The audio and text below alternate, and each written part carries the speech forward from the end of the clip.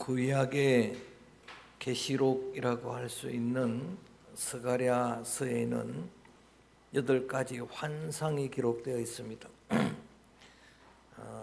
지금까지 3개의 환상을 함께 다루었습니다.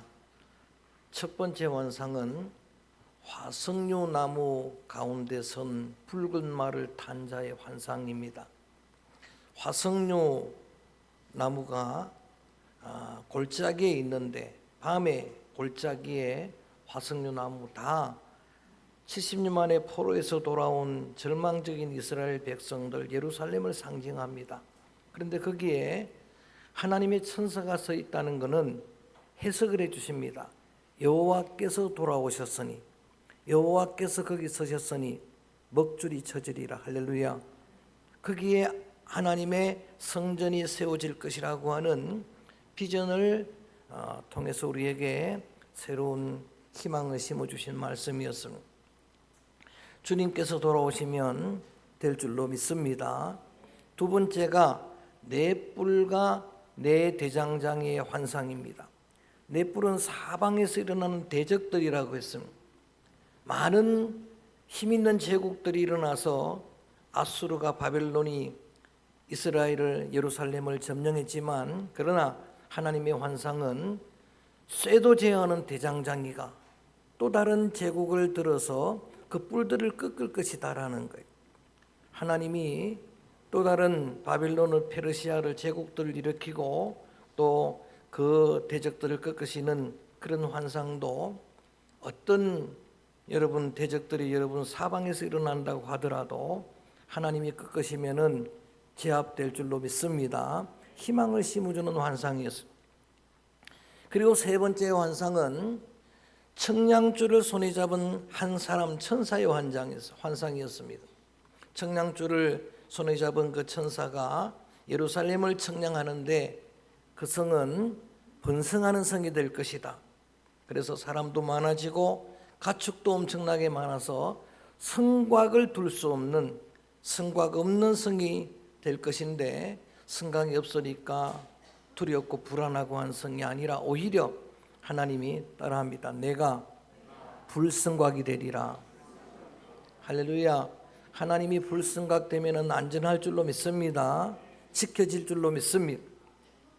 이렇게 세 번의 환상을 함께 나누었고, 오늘은 네 번째인데, 오늘의 본문에 나오는 네 번째 환상은 앞의 내용과는 좀 다른 게 있습니다. 그게 뭐냐면, 지금까지는 대장장이를 보든가 뿔을 보든가 환상을 화석연 이런 환상을 보았는데, 오늘의 환상은 실제 인물입니다.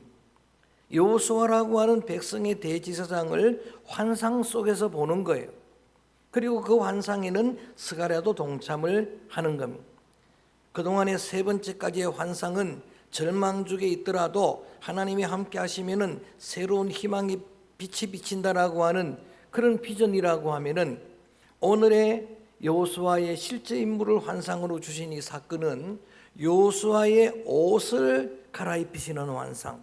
이것은 이스라엘 백성들 여호수아 포로에서 돌아온 저들의 허물과 수치를 다 먼저 드러내는 그런 환상이고, 그리고 그런 다음에 그 수치를 다 치료해 주시는 위로의 환상이에요.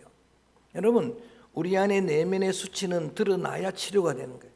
내면의 상처는, 죄의 골짜기에 그 죄들은 드러나야 치유가 되고 용서가 되고 회복이 될 줄로 믿습니다. 이사야서 말씀해 보면은 저 골짜기는 도두어져야 한다라고, 산들은 낮아지만 골짜기는 도두어져야 한다라고 그런 말씀을 주셨는데, 오늘 1절 말씀을 읽어봅니다. 신비한 하늘 법정이 펼쳐집니다. 1절 말씀을 한번 소리내서 읽어볼까요? 시작. 대제사장 여호수아는 여호와의 천사 앞에 섰고 사탄은 그의 오른쪽에 서서 그를 대적하는 것을 여호와께서, 실제 인물이 환상이 드러나는 거예요. 환상을 보는데 하늘 법정이 펼쳐지는 겁니다. 신비한 법정입니다. 계시록 말씀에도 보면 마지막 백보자 거룩한 그 보좌 앞에 심판대에 서게 될 하늘 보좌를, 법정을 우리에게 말씀해 주셨는데, 그거를 보여준 거예요. 거기에 여호수아가 피고석에 서 있는 거예요. 신비한 법정입니다. 피고석에는 여호수아가 서 있고 오른쪽에는 사탄이 서 있는 거예요. 법정을 한번 생각해 보세요. 피고석에 여호수아가 섰다는 것은 여호수아는 이스라엘 백성들을 대표하는 대제사장이 이스라엘 백성들이 피고석입니다. 저와 여러분 우리가 피고석에 서 있는 거예요. 그런데 오른쪽에 검사석에는 사탄이 서 있다는 이야기. 그리고 앞에는 천사가 서 있는 거예요. 변호를 해주는 거예요. 계시록 여러분 백보자 심판 때는 예수님이 우리를 변호한다 그랬어요. 그런 신비한 그런 여러분 하늘 법정이 보이는데, 그런데 2절에 보니까 거기에 재판관은 판사는 누구냐? 한번 2절 읽어볼까요? 시작. 여호와께서 사탄아 여호와께서 너를 책망하노라. 예루살렘을 택한 이스라엘 여호와께서 너를 책망하노라. 이는 불에서 꺼낸 거슬린 나무가 아니냐 하실 때에. 자 봅니다. 판사석의 판사는 누구라고요? 여호와 하나님이에요. 모든 만물을 심판하실 분은 하나님 한 분인 줄로 믿습니다. 하나님이 심판하는데 왜 이상한 법정이라고 말씀을 드렸냐 하면은, 원래 판사는 여러분 피고를 신문해야 되잖아요. 여호수아를 신문하고 백성들을 신문하고 저나 여러분을 신문해야 되는데, 의외로 대적하고 고발하는 사탄을 책망하는 거예요. 사탄을 오히려 책망하는 겁니다. 계시록 12장에 보면 사탄은 밤낮 여호와 앞에서 우리를 참소하는 자다, 고소자다라는 이야기, 검사와 같은 역할을 사탄이 한다는 이야기. 욥기서에 보면은 당대의 의인이었던 욥을 여러분 여호와 앞에서 사탄이 참소합니다, 고발합니다. 이러한 사탄이 고발을 하는 그거를 책망을 하시는데, 뭐라고 책망하시는가 하면은 불에서 꺼낸 거슬린 나무를 고발한다고 책망하는 거예요. 이스라엘 백성들을 뭐라고 비유하느냐? 불에서 꺼낸 거슬린 나무 같다. 70년 바벨론 포로 생활은 불과 같은 시기였다는 이야기. 여러분 오늘 기도자가 기도한 대로 정말 시련의 연단의 불 같은 우리의 삶의 자리라고 하는 거예요. 에스겔서 말씀 가지고 소유 예배 때 강해를 하는데, 지난 수요일에 강의했던 게 뭐냐면은 70년 바벨론 포로 생활을 풀무불 같다는, 풀무불이 뭡니까? 용광로 같은데 거기서 이스라엘 백성들의 찌꺼기들을 다 하나님께서 제거하신 그런 기간이 70년 기간이었다. 욥이 말하는 대로 그가 나를 뭐 하신 후에? 단련하신 후에, 단련의 그런 용광로 같은 데를 지나온 게 이스라엘 백성들인데, 여러분 죄의 불 속에서 우리를 끄집어내신 분이 우리 하나님인데, 그런데 문제는 끄집어내서 구원은 얻었지만 끄집어낸 백성들을 보니까 여전히 불에 거슬린 모습 그대로예요. 그렇게 구원을 했는데 보니까 지금 포로에서 돌아온 그들이 좌절하고 절망하고 있고 성전은 짓다가 지금 중단되어 있고 이런 상황이잖아요. 자, 그 사실을 그대로 다 보여주는 거예요. 그대로 보여주는데 문제는 그 아직은 거슬린 그 부정한 모습을 사탄은 집중 공략한다는 거예요. 여러분의 약점을 집중 공략하는 거예요. 우리의 약한 부분을 사탄은 공략하는데 그 공략이 사실은 맞다는 이야기. 그 기소, 그 고발이 맞는 거예요. 3절 말씀 읽어봅니다. 3절 말씀 이렇게 표현되어 있습니다. 시작. 여호수아 더러운 옷을 입고 썼다는 것은 부정하다는 이야기. 이스라엘 백성들은 구원은 얻고 포로에서 돌아왔지만 여전히 그들의 마음은 어둡고 절망적이고, 우리가 여러분 구원을 얻었지만은 우리의 현실을 보면서 우리도 또 두려워하고 근심하고 염려하고 때로 좌절하고 절망하고, 아직도 성화되지 못한 우리의 모습을 보면서 우리는 또 낙심하고, 이런 우리의 모습을 다 보여주고 있는 거예요. 여러분 그런 죄책감이 시달리게 하고 우리의 구원의 확신이 흔들리기도 하고, 그런데 이런 우리에게 오늘 이 환상은 비전을 비추는, 새로운 희망의 빛을 비추는데 4절입니다. 제가 4절을 가지고 큰 은혜를 받았는데 한번 읽어볼까요? 4절 말씀 시작.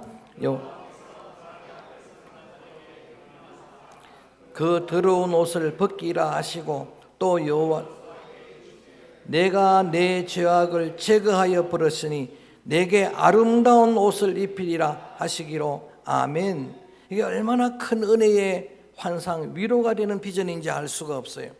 여러분, 부정한 옷인 것은 분명한데 사탄은 고발하고 있는데, 하나님은 고발하는 사탄을 강하게 책망하더니 이 더러워진 여호수아의 옷을, 그 더러운 옷을 벗기라고 이야기합니다. 그 옷을 갈아입히는 장면이 오늘 환상입니다. 그 더러운 옷을 벗기는 이 여러분 사건은 굉장히 중요한 의미를 지니고 있는 거예요. 자, 탕자가 집에 돌아왔습니다. 아버지가 탕자에게 한 첫 번째 일이 뭐죠? 옷을 벗기는 일이에요. 더러운 옷을 벗겨주는 거예요. 그 돼지우리에서 뒹굴던 냄새나는 그 옷을 벗겨주고 그리고 목욕을 시키는 거예요. 깨끗하게 목욕을 시키는 이러한 옷을 벗기시는 사건은 우리의 모든 죄를 사하시는, 따라합니다, 사죄의 은혜. 신학적인 용어를 오늘 좀 사용할 겁니다. 사죄라고 하는 이 은혜는 우리가 받은 은혜 중에 가장 큰 은혜예요. 여러분, 그 은혜로 지금 그 긍휼로 우리가 여기에 있는 거예요. 나 같은 죄인을 사하신 하나님의 은혜. 사죄의 은혜는 영원한 감사의 내용이에요. 영원한 찬양의 제목입니다. 우리의 감사는 조건적인 감사잖아요. 뭐가 되어서 뭐가 이루어져서, 그거는 여러분 그거 무너지면 끝나는 거예요. 그리고 조금 믿음 있는 사람은 해석해서 감사하잖아요. 요만큼 다쳤는데 덜 다친 거 그만해서 다행인 거. 근데 그것도 한계가 있잖아요. 그런데 나 같은 죄인을 용서하신 사죄의 은혜는 다 초월하는 거예요. 나 같은 죄인 살리신 주 은혜 놀라운 은혜예요. 어메이징 그랬어요. 그 은혜는 영원한 감사의 찬양의 제목입니다.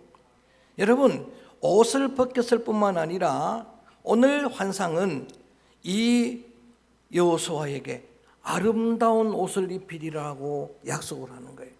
그래서 오늘 제목이 아름다운 옷이에요. 따라합니다. 아름다운 옷. 이게 우리가 입게 되는 의의 옷이에요. 이게 거룩한 옷이에요. 우리는 여러분 하나님이 입혀주셔서 성도가 된 거예요. 이걸 신학적인 용어로 아까는 사죄 그랬죠. 따라합니다. 칭의. 라이처스니스예요. 의롭다라고 일컬어 주셔서 의롭게 된 거예요. 지난 시간에 생명책에 기록된 자들의 죄는 하나님께서 기록하지도 않는다고, 다 용서했다고, 그리고 등에 등 뒤로 던지고 기억도 하지 않으리라고. 9절 말씀에 보면은 이렇게 나와 있습니다. 이 땅의 죄악을, 따라합니다, 이 땅의 죄악을 하루에 제거하리라. 할렐루야. 십자가에서 여러분의 죄를 단번에 사죄하셨어요. 믿습니까? 이 은혜에 여러분 사죄의 은총을 입은 그런 자들을 하나님께서 거룩한 의의 옷을 입혔습니다. 신비한 법정이잖아요. 고발하는 사탄은 책망하더니 오히려 피고 속에 있는 여호수아, 이스라엘 백성들, 저와 여러분을 옛옷을 다 벗겨버리더니, 옛사람을 다 벗겨버리더니 새로운 은혜의 옷을 입히시고, 그리고 오히려 사탄은 강하게 책망한 거예요. 왜 하나님 그 법정에 사탄을 책망하느냐? 세 가지 이유예요. 첫 번째는 하나님이 택한 백성이기 때문이에요. 하나님의 택한 백성은 하나님의 소유예요. 누구도 손 못 대게 하십니다. 할렐루야. 여러분, 이 믿음이 있어야 되는 거예요. 그 다음에 또 하나는 그 불에서 타고 있던 걸 끄집어냈기 때문에, 이게 구원이라고 하는 거예요. 끄집어냈기 때문에 손 못 대게 하는 거예요. 누구도 손 못 댑니다. 여러분, 자, 조각가가 불에 타고 있는 나무 하나를 끄집어내는, 그 나무를 끄집어내서 타다 남은 걸 다 깎아서 거북선 하나를 만들어 끄집어내는데, 끄집어내기 위해 이미 손을 상한 거예요. 불 속에 들어가야 되잖아요. 끄집어내야 되잖아요. 희생을, 여러분, 하나님은 우리를 끄집어내려고 독생자를 십자가에 내어주셨어요. 그런 백성이기 때문에 여러분 손 못 대게 하십니다. 어둠의 영들이 손 못 대게 하십니다. 마지막 하나가 옛옷을 벗겨버리고 새 옷을 입혔기 때문에, 여러분 로마서에서 바울은 이렇게 말합니다. 주께서 의롭다 한 자들을 누가 정죄하리요? 아무도 손 못 대게 하신다라고 하는 그런 이야기. 여러분, 이렇게 고발하는 사탄은 책망하더니 이 여호수아는 옷을 벗기고 또 새로운 옷을 입히더니 심지어는 5절에 이렇게까지 하십니다. 5절 말씀도 읽어봅니다. 시작. 내가 말하되 정결한 관을 그의 머리에 씌우소서 하매 곧 정결한 관을 그 머리에 씌우며 옷을 입히고 여호와의 천사가 곁에 섰더라. 아멘. 아름다운 옷을 입힌 것만도 은혜인데 그 머리에 면류관까지 씌워주는 거예요. 이상한 법정이죠. 여러분, 그렇게 의의 면류관을 씌워주는 건 최후의 승리를 담보하는 거예요. 의의 면류관을 머리에 씌워주는. 그래서 여러분, 오늘 말씀을 여러분이 함께 나눌 때 우리는 이중적인 자신의 모습을 정직하게 보아야 됩니다. 제일 먼저는 하나님 앞에 말씀의 거울에 비춰진 우리의 모습 그대로 불에서 꺼낸 거슬린 나무 같은 존재임을 잊으면 안 돼요. 우리는 여러분 부정한 옷을 입었던 그런 죄인의 모습, 죄는 여러분 주님 앞에서 우리 믿음의 귀한 성도들이 용서는 받았지만 용서받은 죄인의 모습이에요. 그러나 동시에 우리는 여러분 전적인 하나님의 은혜로 옛옷을 다 벗겨주셨고, 여러분 옛사람을 다 벗겨주셨고, 주님이 의의 옷을 입히신 주의 백성, 주의 성도, 주님의 양이 된 줄로 믿습니다. 이 모습도 절대로 여러분 잊으면 안 돼요. 이중적인 우리의 모습입니다. 자, 이런 환상을 보여주시면서 이게 우리가 한 게 아니고 우리가 입은 것도 아니고 우리가 여러분 관을 쓴 것도 아니고 다 해준 건데 이걸 은혜라고 하는 이야기예요. 그런데 그 은혜가 8절 말씀에 보면 전적인 예수님의 은혜라는 걸 미리 말씀해 주시는 겁니다. 자, 8절 읽어볼까요? 8절 말씀 시작. 대제사장 여호수아야, 내가 내 앞에 앉은 내 동료들은 내 말을 들을 것이니라. 이들은 예표의 사람들이라. 내가 내 종 싹을 나게 하리라. 아멘. 자, 무슨 말씀인지 잘 모르겠죠. 지금 여호수아가 옷을 갈아입고 그 머리에 관을 썼는데, 여호수아는 예표의 사람이라는 건 그림자라는 거예요. 여호수아는 그림자고 실체가 있는데, 그분이 지금 예언서에서 싹이다, 새손이다라고 예언한 건 전부 메시아 예언입니다. 예수 그리스도를 예언한 거예요. 나중에 우리가 입게 되는 의의 옷은 예수로 입혀지는 그런 옷이에요. 그래서 여러분 스가랴서는 8가지 환상을 하고 난 다음에 9장에서부터 14장까지가 전부 예수님 이야기예요. 예수 그리스도의 이야기예요. 9장에서는 어린 양을 나귀를 타고 예루살렘에 입성하시는 장면을 다 예언해 주셨고, 13장 1절에서는 그분은 정결하게 하는 셈이라. 할렐루야. 그 보혈로 우리가 깨끗하게 될 것이라는 것을 그렇게 예언해 주신 거예요. 요한계시록 7장에 보면은 환상 중에 요한이 보는데 하나님의 나라 천국에 14만 4천이라고 하는, 이 시천지가 잘못해서 지들만 가는 그런 숫자라고 이야기하지만 그게 아니고 신구약 구원받은 모든 성도들 그 숫자에 상징하는 거예요. 자, 그 14만 4천 성도들을 한결같이 한 가지로 이렇게 이야기합니다. 그들은 환난 중에 나온 자들인데, 큰 환난에서 나온 자들인데 세마포 의의 옷을 입고 있더라. 예복을 입고 있더라는 거예요. 그들은 거룩한 옷을 입은 하나님의 백성이라는 거예요. 그런데 그 옷이 어떻게 희게 되었는지를 이렇게 설명하는 거예요. 그 옷을 일찍 죽임당한 어린 양의 피에 빨았던 옷이라, 피에 적셨던 옷이라. 여러분 상식적으로 피에 적시면 붉은 옷이 돼야 되잖아요.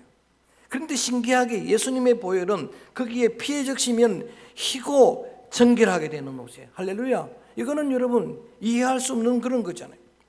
이사야서 1장 18절에 주홍처럼 진홍처럼 붉은 재라도 양털처럼 눈과 같이 희게 되리라. 할렐루야. 그런 옷이 우리가 입은, 눈에 보이질 않지만 성도는 이미 의로운 아름다운 거룩한 옷을 입은 자예요. 여러분 눈에 보이지 않지만 여러분의 이마에는 전부 보혈로 인을 쳐놨어요. 보혈로 인 쳐놨어요. 누구도 손 못 대는 거예요.